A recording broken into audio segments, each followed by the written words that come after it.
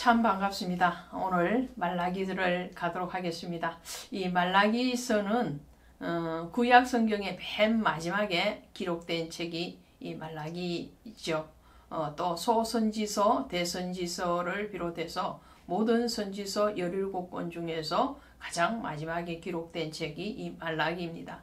그러면 이 말라기까지 하나님이 일하심이 오늘 우리와 동행하시면은 하나님이심은 분명한 사실이겠죠. 이 말라기라는 선지자의 이름의 뜻이 나의 사자입니다.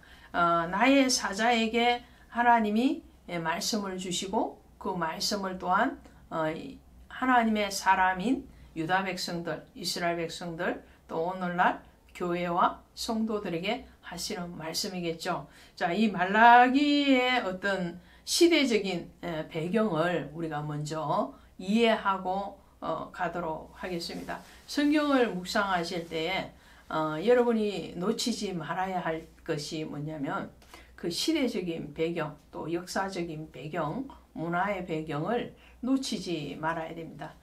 그것을 바탕으로 해서 그 시대에 또 오늘날 시대에 적용되어짐이 어떤가를 살펴보고 그 다음에 또 2차적으로 영적인 부분에 대해서 해석을 하고 이해를 한다면 훨씬 더 성경을 깊이 있게 조명한다고 할 수 있겠죠. 이 말라기의 시대적인 배경은 3차 포로 귀환이 BC 444년에 일어나게 되는데 그 3차 포로 귀환이 일어나고 2년 정도의 시간이 지난 432년부터 느헤미야가 성벽을 재건하고 그리고 그 성벽이 재건되어지고 완공되어지면서 느헤미야의 종교개혁이 일어나게 되죠. 그 시대를 배경으로 하고 있습니다.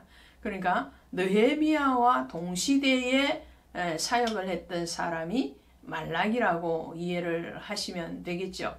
그렇다면 3차 포로 귀환 시기라고 이해가 되어진다면 그 이전에 1차 포로 귀환이 있었고 2차 포로 귀환이 있었다는 것을 우리는 당연히 이해하겠죠. 그러니까 1차 포로 귀환이 일어났던 537년 그리고 520년부터 학계 스룹바벨을 중심으로 해서 스룹바벨 성전이 다시 재건되어져서 516년에 완공이 일어나죠.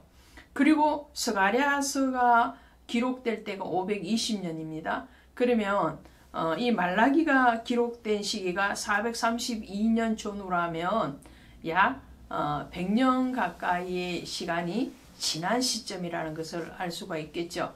그렇다면 유다 백성들의 입장에서 보면 어떤 마음이 드는가 하면요. 자, 1차 포로 귀환 자들을 중심으로 해서 무너진 하나님의 성전이 재건되었습니다.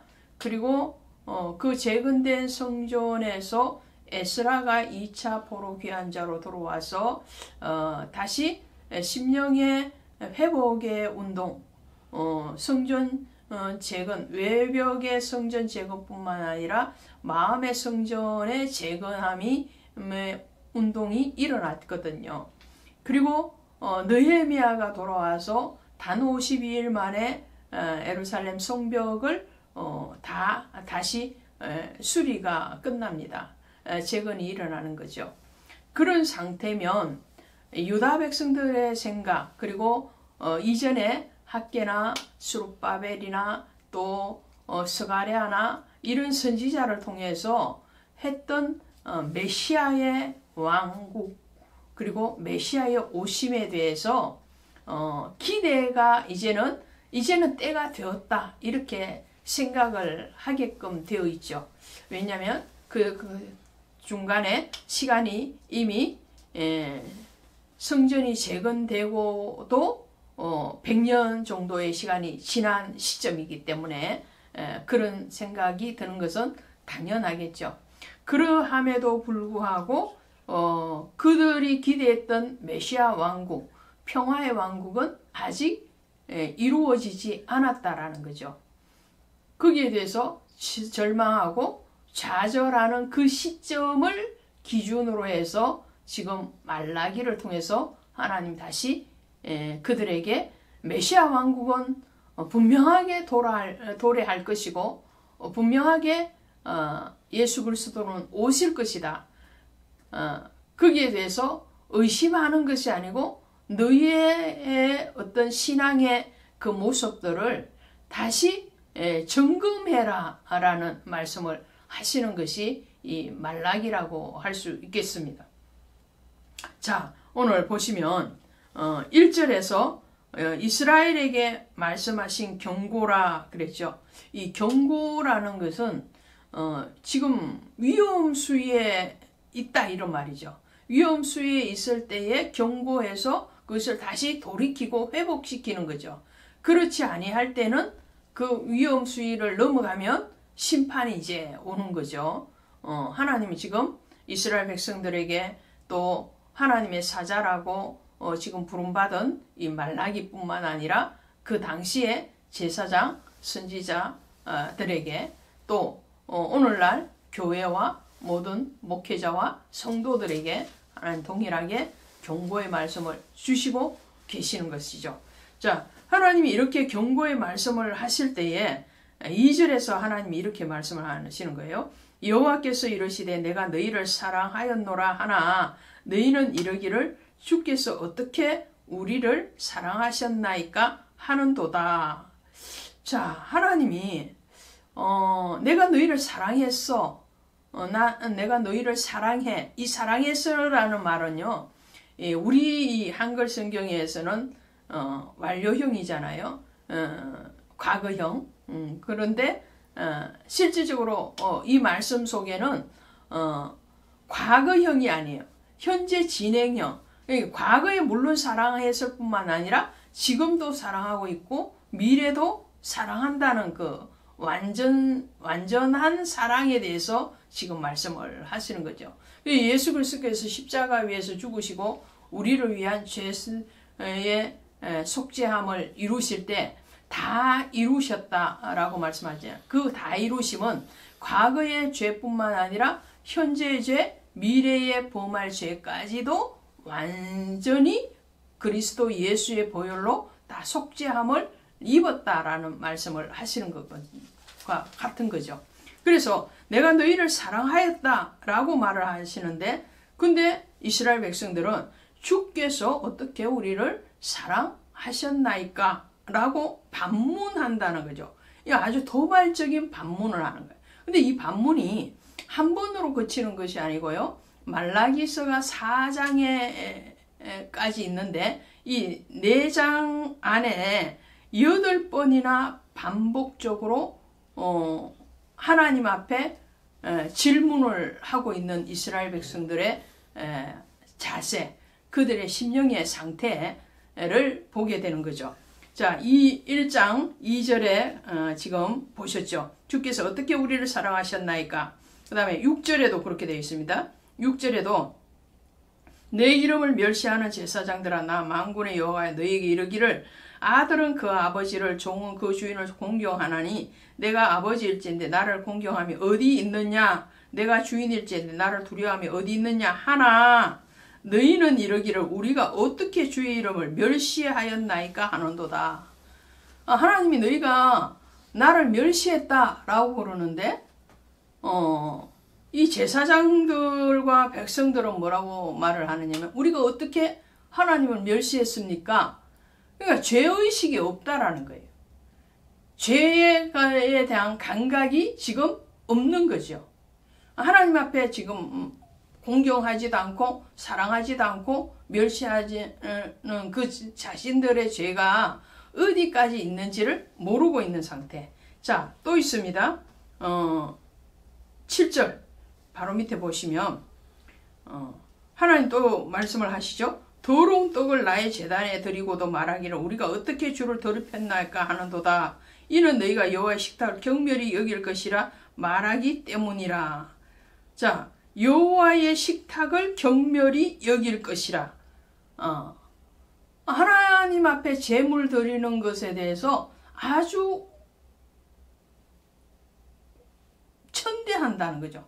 그 경멸히 여기는, 귀하게 여기는 것이 아니고 아주 우습게 여기고 거기에 대해서 업신 여기는 그런 그들의 예배에 대한 자세, 하나님 앞에 감사하는 그 자세가 전혀 기초가 순수하지 않다라는 것을 보게 되죠. 또 있죠. 또 2장 14절에도 있습니다. 2장 14절에도 가시면 이렇게 돼 있죠. 14절 가시면 너희는 이러기를 어찌 됨이니까 하는도다. 이는 너와 내가 어려서 맞이한 아내 사이에서 여호와께서 정인이 되시기 때문이라. 그런 내 짝이요 너와 서약한 아내로다. 내가 그에게 거짓을 행하였도다.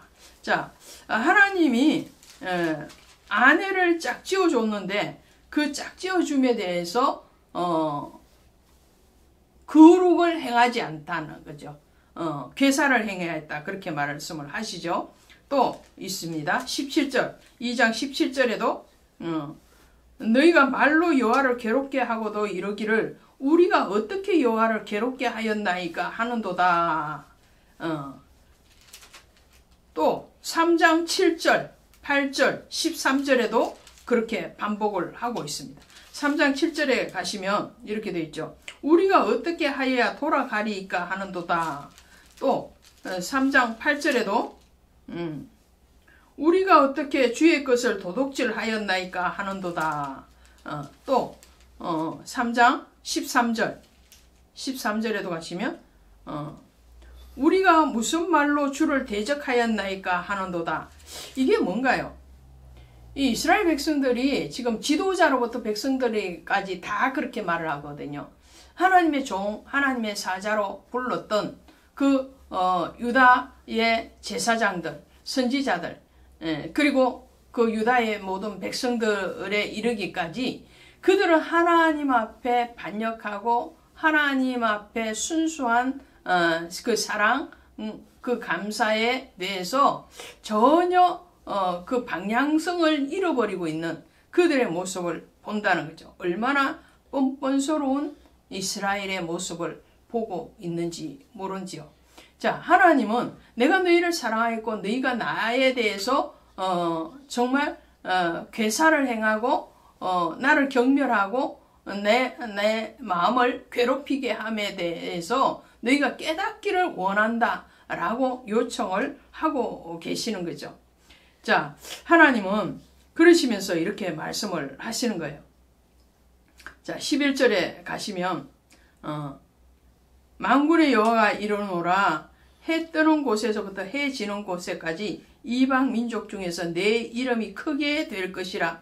각처에서 내 이름을 위하여 분향하며 깨끗한 제물을 드리니 이는 내 이름이 이방 민족 중에서 크게 될 것임이니라. 자, 유다 백성들, 이스라엘 백성들을 향하신 그 사랑에 대해서 하나님이 지금 배신함을 느끼시는 거죠. 그 배신함에 대해서 유다 백성들에게 경고를 하시면 너희가 돌이키지 않고 너희가 돌아오지 않고 너희가 회복되어지지 아니하면 나는 이방인을 통해서도 영광을 받을 것이다라는 거예요. 모든 이방인들이 오히려 너희들보다 더 경건한 마음으로 그리고 하나님을 정말 사랑하는 마음으로 하나님 앞에 분향하고 하나님 앞에 예배드리고 하나님 앞에 그 중심이 돌아오게 할 것이다 라는 것을 말씀을 합니다. 하나님은 에베소 교회에게 뭐라고 말씀하셨는가요? 첫사랑을 회복하라 그러죠. 첫사랑이 어디에서 떨어졌는지 회복해라. 그 회복하지 아니하면 촛대를 옮기시리라 말씀하시잖아요. 그 촛대를 옮기는 그 하나님의 경고하심, 그 경고하심이 바로 이 말라기의 저변에 흐르고 있는 것을 보게 되죠. 이들이 했던 그 말들이 하나님에 의해서 서술되어지는데 13절에 보시니까 만군의 여호와가 이르노라. 너희가 또 말하기를 이 일이 얼마나 범패로운가 하며 코도 숨치고 훔친 물건과 저는 것 병든 것을 가져왔느니라. 너희가 이같이 봉헌물을 가져오니 내가 그것을 너희 손에서 받겠느냐? 이는 여호와의 말이니라.